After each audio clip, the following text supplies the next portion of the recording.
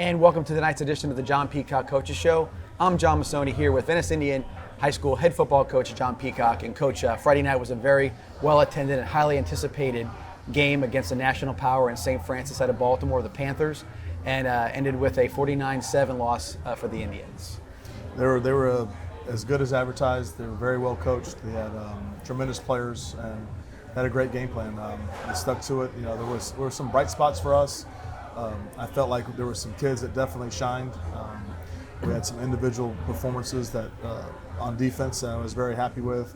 Offensively, you know, we struggled. They were pretty good defense. They were a pretty good defensive team, and so we struggled a little bit offensively. But you know, I think we've got a lot of questions answered. No doubt. I think you said it right. But there was a lot of young players for Venice High School who stepped up. Maybe you saw that bit of learning that happened from the first game of the year, which is the IMG game, to now, where some of the kids said, "Hey, I'm used to this now, or I've seen this before," and we're able to step their game up a lot. Yeah, and you know, I think we can build off those two games with IMG and St. Francis for the future, for sure, and especially, you know, as young as we are defensively, and you know, as young as we are in some of the skilled positions on offense, that we'll grow from that, and we'll be better prepared to compete against teams like that, and we'll be a better football team because of it. Not to go too much into it, but their running back was a difference maker. Obviously, a young man going to Michigan, and he had some really nice runs. Kept his feet moving a lot, broke a lot of tackles. Which, you know, you when you see a guy, senior player like that, you maybe come to expect it. But otherwise, like you said, overall they were a very well put together football team. Offensive line was very big too. Huge offensive line. They blocked well. They were finished plays. Their running back, like you said, is a Michigan commit, and he ran very hard. Was a very good running back. But you know, people like DeSavion Casaway stuck out, making tackles in the backfield and being very aggressive. And I think we're seeing the maturation of him and the maturation of even Martin Ramos as a linebacker. I thought our secondary competed. Chuck Brantley made some nice plays. He was very close to a couple of interceptions. Had a great night returning the kick, except for the one fumble. But he competed every play. You know, he was the guy who didn't back down, and that's kind of what I was looking for. I wanted to see who was going to compete and who wasn't going to compete, who was going to shy away from the competition, and who was going to step up to it. So there were some questions answered. One of the guys also I saw in defense who really stepped his game up was Rowan Foskin. He seems like he's getting every week a little more comfortable. Yeah. I see his stat line going up with more tackles. He's making plays all over the field because I think he's getting used to playing that position, coming from corner, the linebacker. Right. So you've got to like that as well. Yeah, you know, like I said, I think we're getting better each week, and that's the main goal. You know, if you want to be this point in the season and you want to continue to become a better football team, there's so many times, you know, you take some teams that, you know, we always used to look at Manatee, and Manatee, in my opinion, they didn't always get better. They were always a really good football team. They didn't get better towards the end of the year, and we never want to be that way. And I think that we are getting better right now. Yeah. I think that each week we get a little bit better in certain areas, and it's kind of all coming together now. There were a lot of questions answered this week.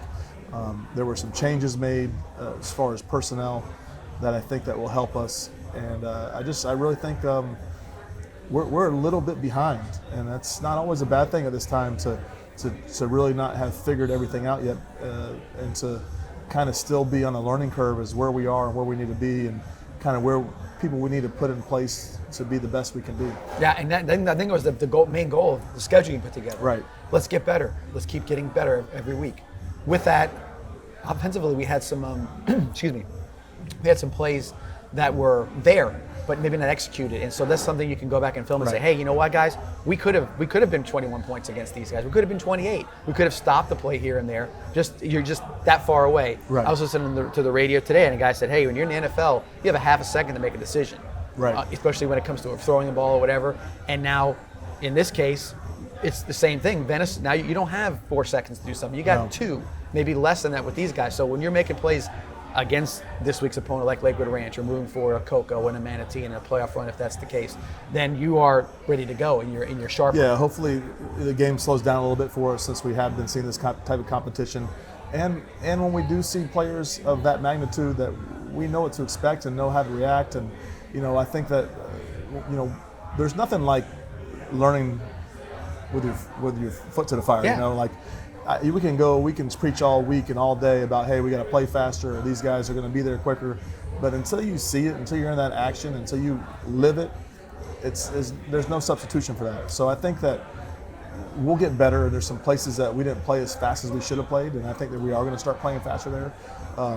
We've had a great week of practice. We've had some young kids that have been brought up, and some kids that are going to play that were on our freshman team that are going to see some significant playing time. And Damon Wilson Jr. Was one kid that we brought up. He's going to see some action at the defensive end spot, and then we're also going to have there's a defensive tackle, Kentai, that is going to see some action at the defensive line. So, I think those two are going to make us better.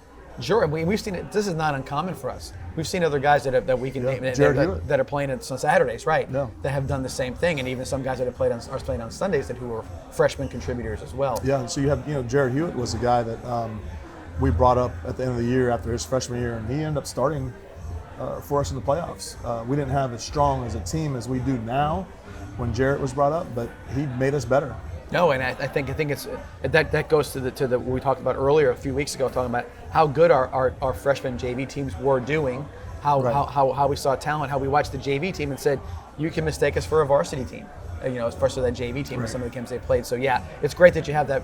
I guess one call it a luxury, but you have that ability to move guys up and put them in place. And competitively now, going into the last 3 weeks of the season, your practices are going to get a heck of a lot better as well with those kids up there. And the JV are still playing, and we have some plans for some JV kids to come up and help us. And like I said, we're not bringing them up to just be practice dummies. We're bringing those kids up for some of them we're going to have an opportunity to play and contribute right away. And again, because you've got to figure, you've said before, you've some guys play JV because you want them to get reps.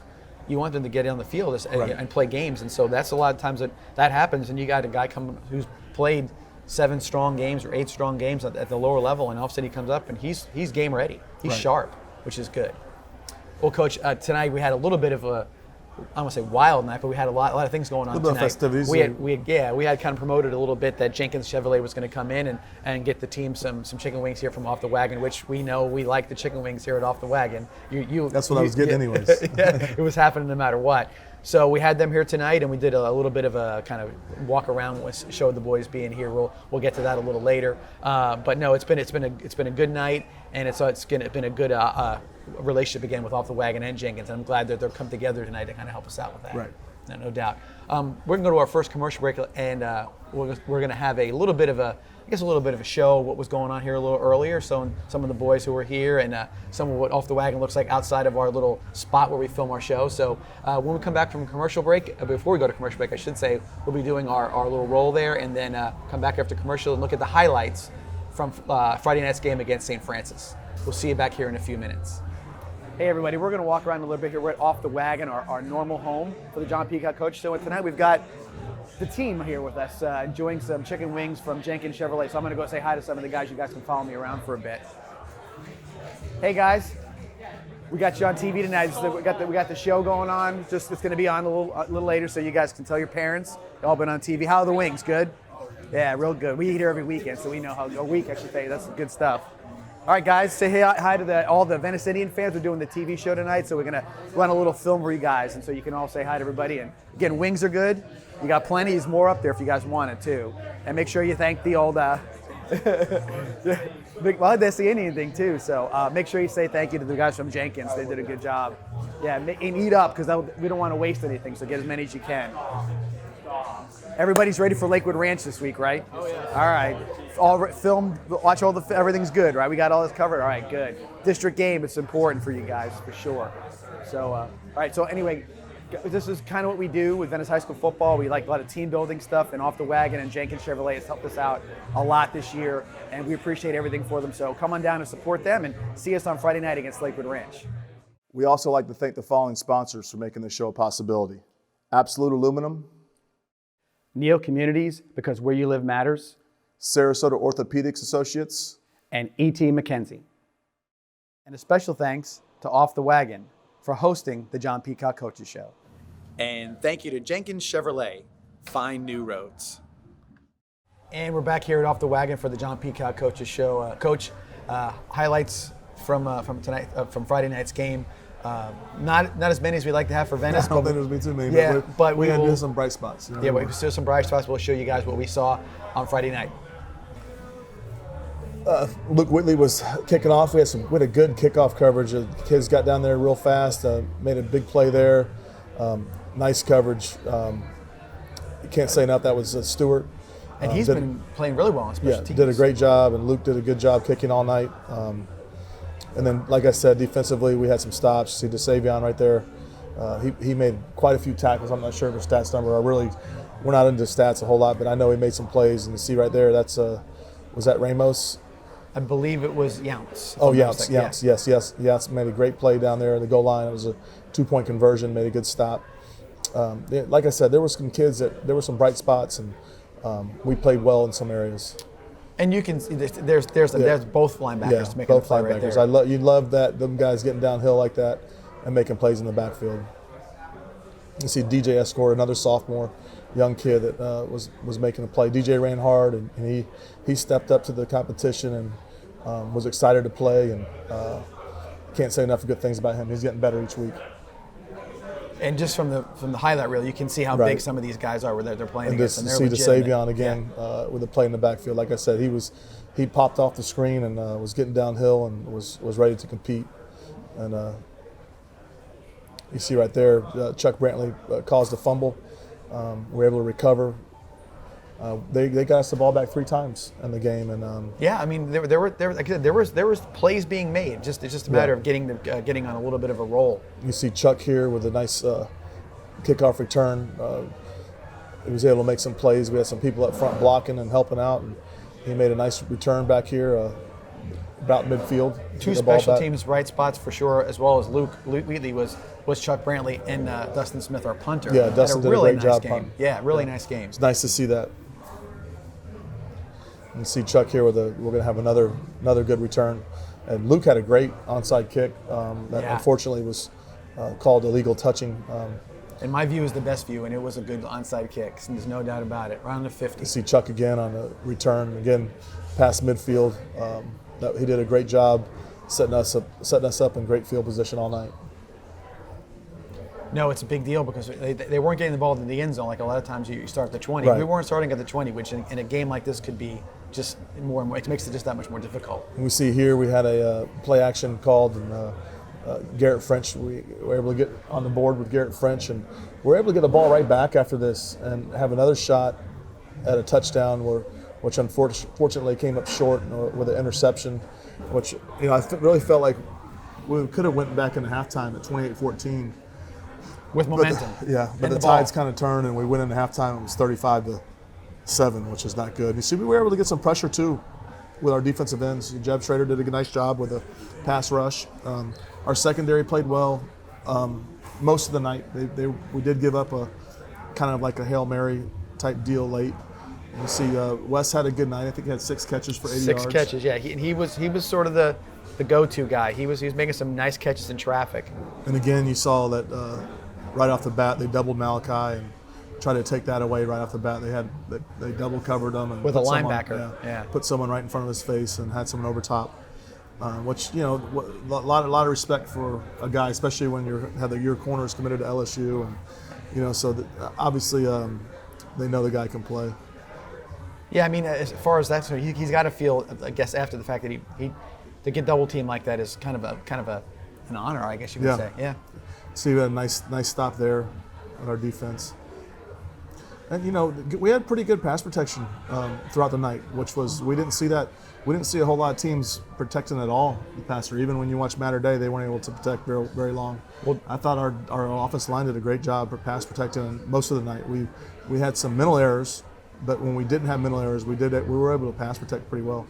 So that was it for the highlights. As you can see, there were some bright spots, and there were some players that played well and stepped up, and it was just a very tough game against a very, very good opponent. Yeah, and again, I don't think anybody had any false pretenses. We knew that was coming in. Every game, like you said all along, I don't go play football games to lose, and so you always go into that situation giving it everything you had, and it was nice to see that the boys actually did step up and they played it like it was, nobody said, hey, let's roll over and kind of admire what they're doing. There wasn't the case, and I think the fan base coming off the game, after the game, people were talking and whatnot. There was a positive energy after the game. I felt, at least, from the fan base and that they said, hey, you know what? This is kind of a neat situation, and we see where we could be or what we could do. And this is something that's going to make us go further and further in the future. It's only going to prepare us. I mean, if you're not playing opponents like that, you'll never grow to be that. That just doesn't happen overnight. If you're a University of Florida and you're always playing 1AA schools, and when you finally play a good school, you're not going to be prepared. You're not going to play well. But if you're playing tough competition each week, you're gonna get better. You have to. Yeah, again, and I think we'll see as the season goes on. But I really think that the next 3 games in particular, I think everybody's going to see the how that worked, how it went forward. Because coming into this game, we're going to talk a little bit in the next segment about our opponent next week, which is Lakewood Ranch, a district game, very important football game. And I don't think Venice is coming in flat to that football game. I don't think Venice is coming in with anything more but their best effort, because they know how much it means, and coming home for a game like they played, they're gonna have the energy to go ahead and do it, because they know what they can do. Right. So, and then again, of course, you have the other games as well. So with that, we'll take a break right here, and we'll come back and we'll talk a little bit about what's coming up for this week in regards to. I think we have a guest coming up. Oh, that's right. We do have a guest coming up. The guy who's throwing this party for us tonight, Monty from Jenkins Chevrolet, will come by and talk a little bit about what's going on with them, and of course we get a chance to thank him for all his good work for us. With that, we'll be back here in a few minutes. See you then. We also like to thank the following sponsors for making this show a possibility: Absolute Aluminum, Neo Communities, because where you live matters, Sarasota Orthopedics Associates, and E.T. McKenzie. And a special thanks to Off the Wagon for hosting the John Peacock Coaches Show. And thank you to Jenkins Chevrolet. Find new roads. And we're back here at Off the Wagon for the third part of the John Peacock Coaches Show. And everybody, I'd like to introduce to a very important person to us here at Venice High School Football, Mr. Monty Jacobs. Monty works at Jenkins Chevrolet, formerly Bill Buck Chevrolet. Yes, sir. And over the years, there's been a great relationship between Venice High School Football and the dealership down in South Venice. And we're here tonight. We want to thank you for helping us out today with our little sort of team building opportunity here with the players, and being a part of what we're doing here at Off the Wagon. So, like I said, and with that, I'd like to ask you, how was the transition going to the new ownership, and how's everything going for you guys? You know what, John, I get asked that a lot, and it's been great. The Buck family was done with auto business for a while. They just waited for the right offer from the right company. So they took their time. They were very methodical about it and wanted to wait for the right place to come along that was going to take care of all of us and take care of all the things that we started in the community and continue that on. So I got to thank them. I also want to thank the new ownership for everything they've done and kept everything right. If everybody's been to Powell Davis Stadium yet, they've seen the new sign on the Jumbotron. It's already done. Took a lot of work to get it done that quickly, but Jenkins stepped up, and Jenkins Chevrolet has been great to me. My new general manager, Ken Westenberg, has been fantastic and very helpful with the transition. It's going to be nice. It's good for the city. It's good for me, and it's definitely good for the Indians. Right after the transition was happening, I spoke to Robin and Eric, the former owners of Bill Buck Chevrolet. And one thing they did stress to me is that they said we got the right group, we got the right people, because Venice is a unique community. We all know this. Mm-hmm. I've trumpeted this for years. Back when I was a Booster Club president and other things like that, you go out there and say this is a one-team town. The community itself, everybody is focused on what's happening at Venice High School in regards to athletics. Right now we're in volleyball season, we're football season. We got all the things going on, and if you're not engaged, or if you're sort of disconnected from it, it's sort of a weird vibe. And to see that they could embrace it as quickly, and I guess I'm sure you had to help coax them a little bit. You probably did a little bit of that, because you are a good salesman. So thank you. I appreciate that. So you probably got them, but again, it's a really nice situation that they can see the value and the opportunity to work in Venice High School football. So. Yeah, they did see that, and right from the jump. I mean, right away, there was no hesitation. The second day that Ken Westenberg was at work, he came with me to meet John Peacock in his office and talk about the Jumbotron sign and how important it was to everything we had done. It was, I hate to keep bringing that sign up, but it was kind of an important moment when that happened. Right, because it is there. It's a very, like I said, it's been something that we've for as Venice High School is concerned, we've been working on that project for years, and then when it came to fruition, it was so nice to see that we could get the sponsorships possible to make it happen, which is really, absolutely. really good. With that, I have a little announcement tonight too as well. We have this week's Jenkins Chevrolet Player of the Week, and I think you mentioned it earlier that you had a player earlier for the Jenkins Chevrolet. Well, we work with Coach, right, and Coach helps us pick that. He kind of gives us some suggestions, and we kind of play off what we've seen at the game. But yes, Mr. French is this week's Indian. Proud to announce it. It's cool. It's the first one I've got to done right here on TV with you. But yeah, it's cool. It's something we came up with a couple of years ago, and I think that the kids need to be recognized on a weekly basis. Yeah. I think it helps everybody understand kind of what kind of work goes into it, but they're not just chosen because they scored a bunch of touchdowns or because they made a bunch of tackles. It's because they helped the team and they help the community, and Coach helps us out a lot with that, and it's been great. And I'm glad you mentioned that criteria, because a lot of people just think, well, it could always be like, we've had players who are always big stat guys, and you had over the years that you could say, well, that guy's the player of the week every week, or this guy could be the player.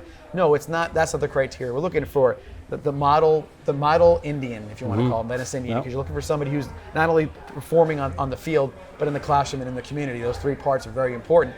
And with that, when you guys, one thing I think you know as well, that that Jenkins Chevrolet, old habits. Everybody does. Indian of the Week. It means a lot to the families of the kids too, as well, because that's a note of, mom and dad, they see their son out there with the uniform on, and it's all great, and they're watching him play. Mm-hmm. But when somebody recognizes that outside the team, in the community, like you guys do, I think it means a ton to the families. It does, and it helps the kids, because at the end of the year, every end of the week is eligible for the Indian of the Year scholarship. So it's a $2,500 scholarship the dealership provides, and we're happy to do it for that kid that's chosen. And it's based on a essay that they write at the end of the year about what it means to be an Indian. And I will tell you, I have had tears come to my eyes over a lot of those essays when I read them. It's significant. It's important to me. I know it's important to the community, but it's cool.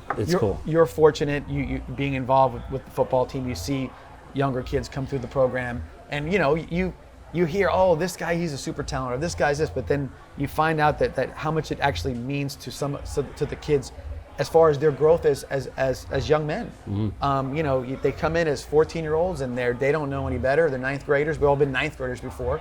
And then they walk out of here prepared to be contributors, in the community, at a university, and some of them to continue to play football. And I think that to be recognized for that in this particular case, even to be a nominee and then the chance to win the scholarship, is got to be a really cool thing for you guys to be a part of. Absolutely, and it's not about just selling cars, because that's what we do. Sure. We do sell cars, but this builds a relationship in the community and with the people involved with the football program and other sports, the basketball program, the baseball program, that we can't create any other way other than just being there as a grassroots supporter for those programs. So we're proud and very happy to do it. I want to continue to do it forever. And one of the things also that you guys are also be a big part of that is the whole community of Venice High School, is you guys are very much involved in the homecoming festivities, which were last week. Everything went off without a hitch. I didn't see everything because I do my little things at halftime, but you had a lot to do with that as well. Yes, it's fun. I love that. I love homecoming. We line up the convertibles and we pull out there and we get to listen to how great the kids are doing in school, and get to load them in one of our cars and parade them in front of all their parents and all their families and all the fans. It's fantastic. I love it. I have two daughters go through Venice High School. I saw my youngest daughter this weekend up in Gainesville, and first thing she asked me was like, did they have the cars there? I said, yes, they sure did. So now it's sort of a traditional thing, and I think it's really great. Yeah. All right, Monty, with that, thank you for coming by tonight. Thank you for all you do tonight and every other time you help us out. It really means a lot to everybody. I know I speak for not just Coach Peacock, but everybody in the Venice High School football community. We really do appreciate it. And then with that, we'll be looking forward to the next few games and seeing how things roll out for Venice High School. Well, thank you so much. And it's an honor, really, to be allowed to be involved with the program, with you, with John, with the kids. It's great. Awesome. Thank you very much. I do appreciate it. That was Monty Jacobs from Jenkins Chevrolet. When we come back, Coach Peacock and I will go over the preview for the Lakewood Ranch game, big game on Friday night, Monty, the district game. We know how important those are. So come on back and watch that preview. We'll see you here in a few minutes. We also like to thank the following sponsors for making this show a possibility. Absolute Aluminum, Neo Communities, because where you live matters, Sarasota Orthopedics Associates, and E.T. McKenzie. And a special thanks to Off the Wagon for hosting the John Peacock Coaches Show. And thank you to Jenkins Chevrolet, Find New Roads. And welcome to the final segment of tonight's John Peacock Coaches Show. And Coach, we got to talk about our opponent this Friday, which is Lakewood Ranch Mustangs, district opponent. Again, we emphasize how important district games are and what can we expect from them on offense and defense. Well, they've gotten a lot better. They have the new coach in Rashad West, who was formerly the head coach at Southeast, and then last year, I'm not sure where Rashad was last year, but he was at Southeast, and they were on their way up when he was there. He's a great football coach. He's got that program to 4-1, where they were 0-10 last year. Yeah. So huge turnaround already. He should already be coach of the year in my opinion. Yeah. But that type of turnaround, and obviously we'll see a different offense than we saw last year. They have a 6'5" receiver that's a pretty talented guy, and it's a kind of a do or die situation for us. it's with a small district that we have, and kind of where we're sitting as far as the RPI. The RPI came out today, and we're third in our region, which is not bad, considering the biggest portion of your RPI is your record, and we're 500 right now. Sure. Which is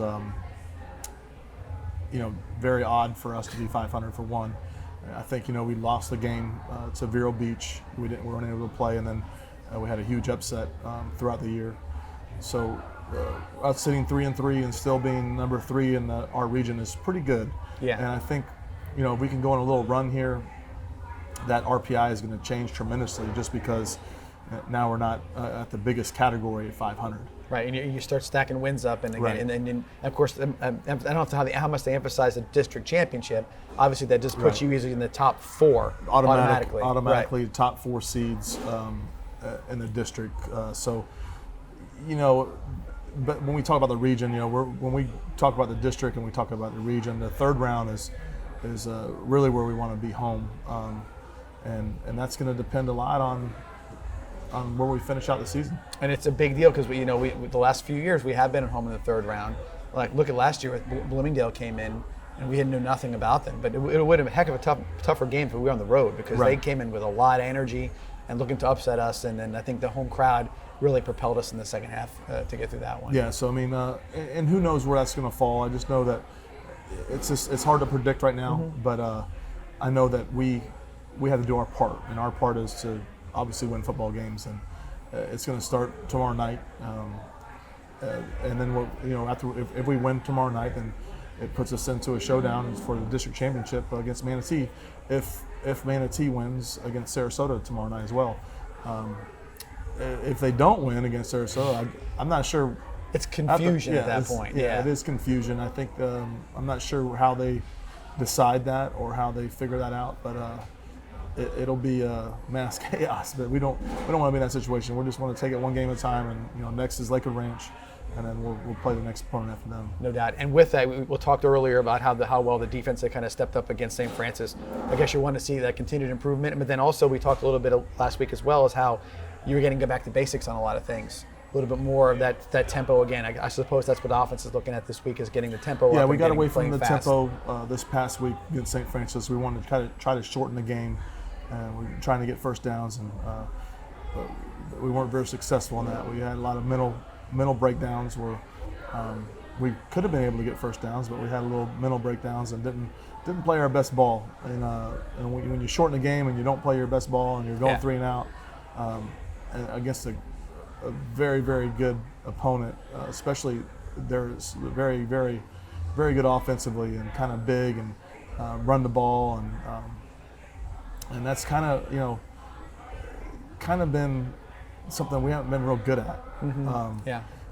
But like we talked about earlier with the new young kids coming up, I think we're going to get better up front. I think we're going to be better up front because of those kids getting pulled up, and I think we'll be a little more stout in the middle.